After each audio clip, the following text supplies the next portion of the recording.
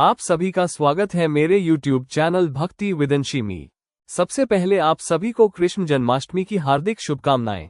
आज इस वीडियो में हम भगवान श्री कृष्ण की उन बाल लीलाओं के बारे में जानेंगे जिनमें उन्होंने कंस द्वारा भेजे गए राक्षसों का वध तो किया ही, पर हर जनवादी के अंदर वो विश्वास भी भरा कि हमें मुश्किलों में हारना नहीं बल्कि मुसीबत का डटकर सामना करना चाहिए। चलिए शुरू करते हैं अपना ये वीडियो श्री कृष्ण की बाल लीलाओं के साथ। एक दिन अरिष्टासुर अपने सींगों से जमीन खोदता हुआ और जोर से दहाड़ता हुआ वृंदावन में घुस गया। उसके आने से पूरा गांव भयभीत हो गया और गाय बछड़े डर कर इधर उधर भागने लगे। गांव के लोग डर के मारे कृष्ण को पुकारने लगे। यह देखकर भगवान कृष्ण ने अरिष्टासुर को ललकारा और उससे लड़ने के लिए तैयार हो गए। अरिष्टासुर ने अपने नुकीले सींगों से कृष्ण पर हमला किया, लेकिन कृष्ण ने आसानी से उसके सींग पकड़ लिए। उन्होंने अरिष्टासुर को जोर का धक्का दिया, जिससे वह पीछे गिर गया। जब अरिष्टासुर दोबारा हमला करने के लिए उठा तो कृष्ण ने उसे फिर से पकड़ा और अपने पैरों से दबाकर जमीन पर गिरा दिया। फिर कृष्ण ने उसके एक सींग को उखाड़कर उसी से उस पर प्रहार किया। इस प्रहार से अरिष्टासुर की मृत्यु हो गई। केशी एक भयंकर और शक्तिशाली राक्षस था, जिसे कंस ने खास तौर पर कृष्ण को मारने के लिए भेजा था। कंस को यह पता चल गया था कि उसके हाथों उसका अंत होने वाला है, इसलिए उसने एक के बाद एक राक्षसों को गोकुल भेजा ताकि कृष्ण को खत्म किया जा सके। केशी ने एक विशाल घोड़े का रूप धारण किया था, जो मन की गति से दौड़ता था और अपने खुरों से धरती को हिला देता था। उसकी हिनहिनाहट इतनी तेज थी कि पूरे गोकुल में डर का माहौल छा गया। केशी ने गोकुल में आकर कहर बरपाना शुरू कर दिया। जब उसने देखा कि सारे ग्वाले और गायें उसके डर से सहमे हुए हैं, तो उसने कृष्ण को द्वंद्व युद्ध के लिए ललकारा। कृष्ण ने उसकी चुनौती स्वीकार कर ली। केशी ने अपनी पूरी ताकत से कृष्ण पर हमला किया। उसने अपने पिछले पैरों से कृष्ण पर वार करने की कोशिश की, लेकिन कृष्ण ने बड़ी आसानी से उसके हमले को टाल दिया। फिर कृष्ण ने केशी के दोनों पैर पकड़कर उसे हवा में घुमाया और बहुत दूर फेंक दिया। कुछ देर बाद केशी को होश आया और वह पहले से भी ज्यादा गुस्से में वापस आया।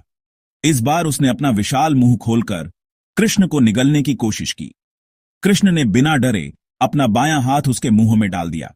जैसे ही कृष्ण का हाथ उसके मुंह में गया, केशी के सारे दांत टूट गए। कृष्ण ने अपने हाथ का आकार बढ़ाना शुरू किया, जिससे केशी का गला चोक हो गया और उसका दम घुटने लगा। बहुत कोशिश करने के बाद केशी तड़पता रहा और आखिरकार प्राण त्याग दिए। इस प्रकार कृष्ण ने केशी का वध कर दिया और गोकुल के लोगों को उसके आतंक से मुक्ति दिलाई। इस घटना के बाद देवताओं ने भी कृष्ण की प्रशंसा की और उन पर फूलों की वर्षा की।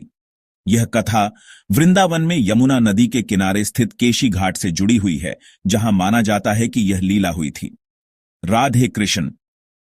कंस ने अपनी मृत्यु की भविष्यवाणी को जानकर सभी नवजात शिशुओं को मारने के लिए पूतना नामक एक राक्षसी को भेजा।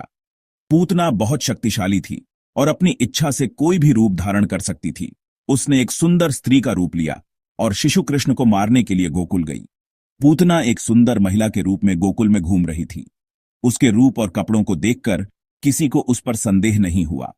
वह हर घर में जाकर बच्चों को अपने विषैले स्तनों का दूध पिलाने की कोशिश करती थी। जब वह नंद बाबा के घर पहुंची तो उसने कृष्ण को पालने में सोते हुए देखा।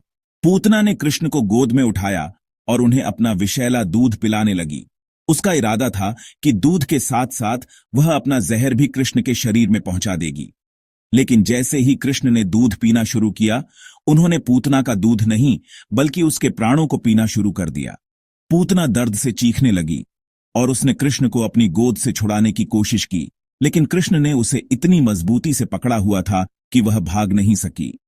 पूतना का सुंदर रूप धीरे धीरे गायब होने लगा और वह अपने विशालकाय राक्षसी रूप में वापस आ गई। जब कृष्ण ने उसके सारे प्राण खींच लिए तो पूतना दर्द से चिल्लाती हुई गोकुल के बाहर एक पेड़ के नीचे गिर गई और मर गई। उसका विशाल शरीर इतना बड़ा था कि वह कई मील तक फैला हुआ था। गोकुल के लोग इस भयानक दृश्य को देखकर चकित रह गए, लेकिन वे बहुत खुश थे कि उनका प्यारा कृष्ण सुरक्षित है। इस तरह श्री कृष्ण ने अपनी बाल लीला में ही एक शक्तिशाली राक्षसी का वध करके गोकुल वासियों को भय से मुक्त किया। जय श्री कृष्णा।